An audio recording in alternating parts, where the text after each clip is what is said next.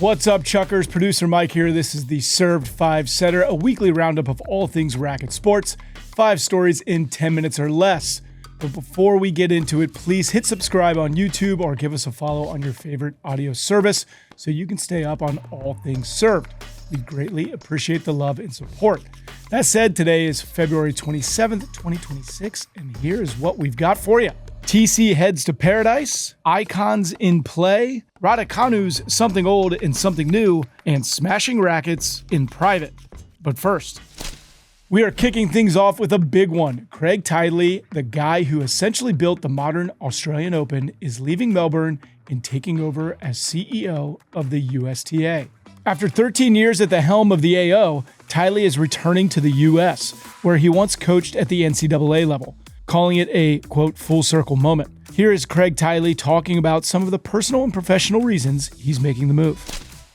There is a personal reason as well that's important as well for my family to be close to their grandparent and to their aunts and uncles, which they never have. You know, they're born here in Australia, and I think it's an opportunity for them to do that at this stage in their lives.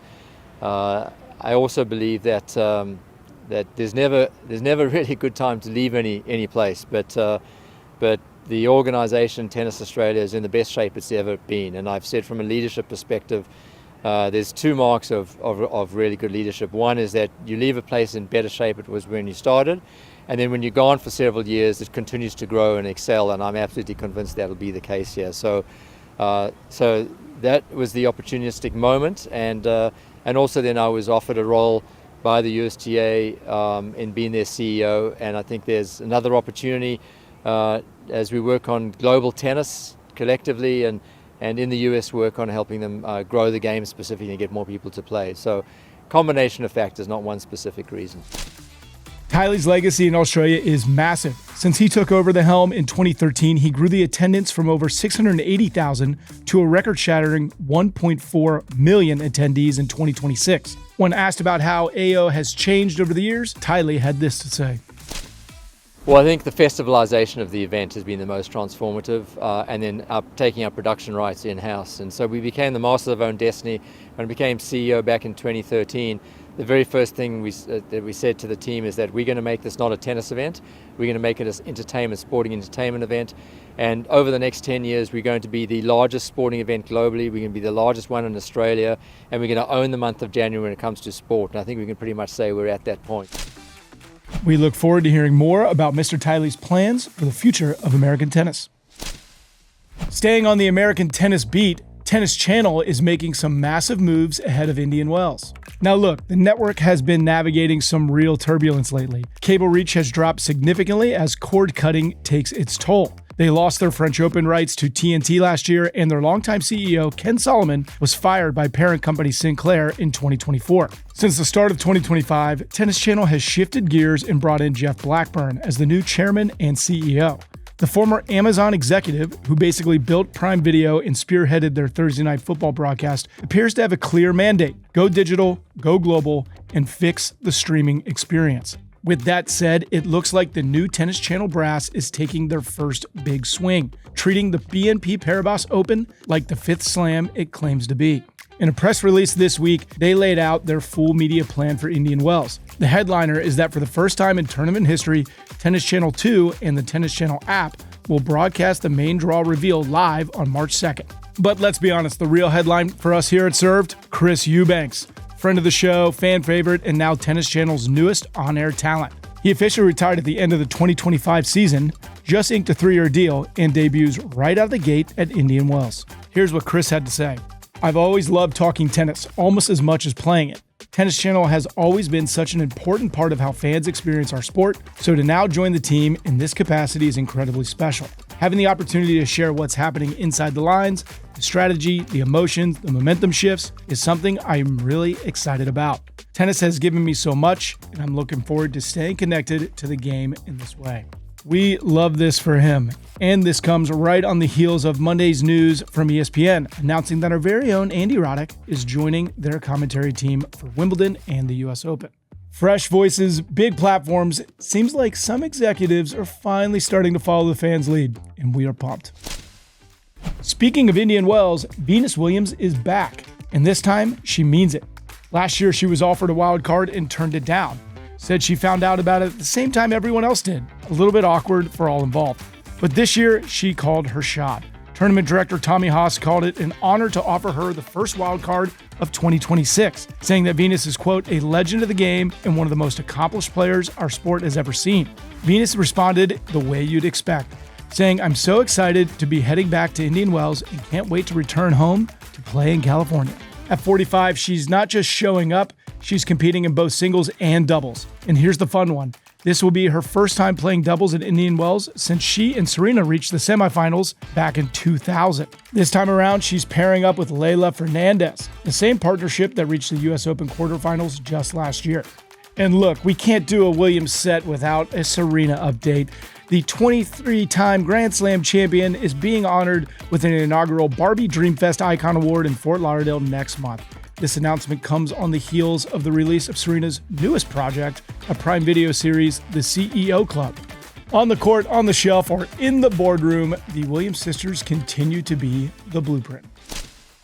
All right, on to set number 4, and it's giving us a fresh kit and a very familiar face heading to Indian Wells. Let's start with the new. Emma Raducanu has officially parted ways with Nike, a relationship that started when she was just 15 years old, to become Uniqlo's newest global ambassador. She joins Roger Federer in that very exclusive club, and the money tells the whole story. She was reportedly pulling in around $130,000 a year from Nike. The Uniqlo deal is said to be worth around $3.5 million annually, which is actually more than what world number 1 Aryna Sabalenka currently is making at Nike.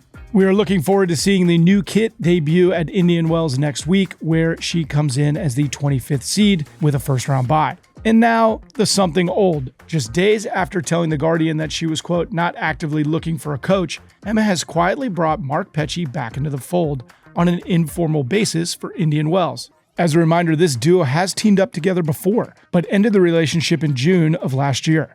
However, not all has been sour grapes since. Back in January, Petchey went on Tennis Channel's Big T podcast and said this. Listen, we still chat, we're still in good communication, she'll still run some stuff past me, I'll help her forever, I'll take a bullet for her. And honestly, the numbers back the reunion hard.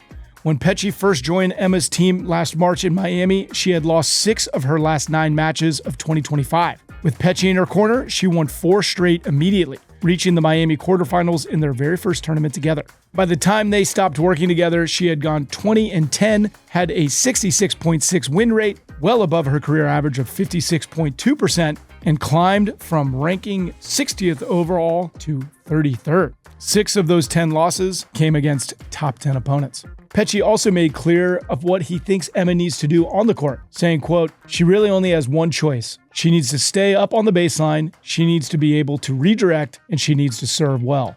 Honestly, it sounds like he is someone who already knows exactly what he's walking back into.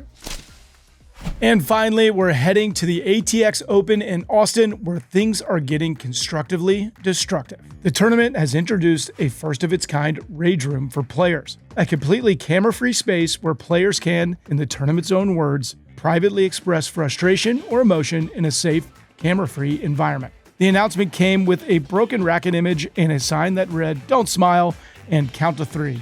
Very zen, very Austin. This is a direct response to Coco Gauff's Australian Open quarterfinals, where she lost to Alina Svitolina 6-1, 6-2 in under an hour, walked into what she thought was a private area and proceeded to smash her racket, not knowing cameras were rolling the whole time. It obviously went viral immediately, and the conversation about player privacy has not stopped since. Check out our quick serve from day 10 of the 2026 Australian Open. We kind of saw this coming. That's great. The WNBA games, it's fun, it's great. Also, can there be a unisex place for people to have a private conversation and or break something? Just like a break room. Not saying that we invented this rage room, but we wouldn't turn down a consulting commission. Now time for the tiebreak trivia. The question is, with Serena Williams receiving the Barbie Icon Award next month, which WTA player was the first Barbie tennis doll on shelves? Go ahead and sign up for the 5-Setter newsletter to find out the answer. And while you're there, check out the headlines that didn't make the cut this week. For the full breakdown, go to servepodcast.com or find us on Substack. Hit subscribe on YouTube or follow us on your favorite podcast platform. A big thanks to the team for pulling this together. This has been a production of Serve Media. We will see you chuckers on Tuesday.